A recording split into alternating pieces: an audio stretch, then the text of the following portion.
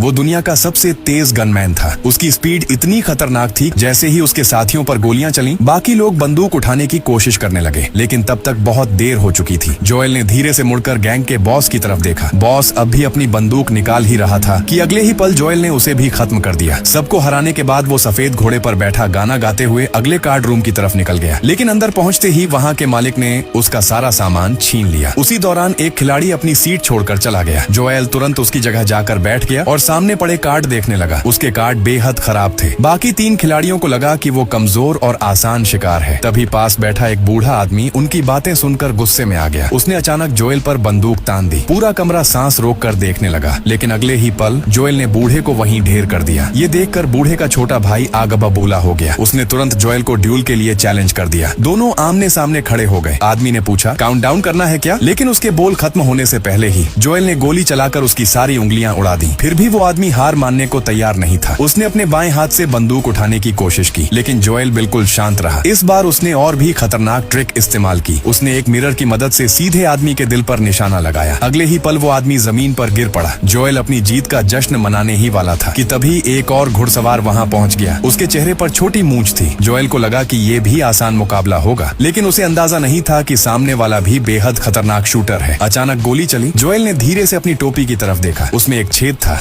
और उससे खून निकल रहा था। इस बार खेल खत्म हो चुका था। अगला पार्ट देखने के लिए मुझे फॉलो करें।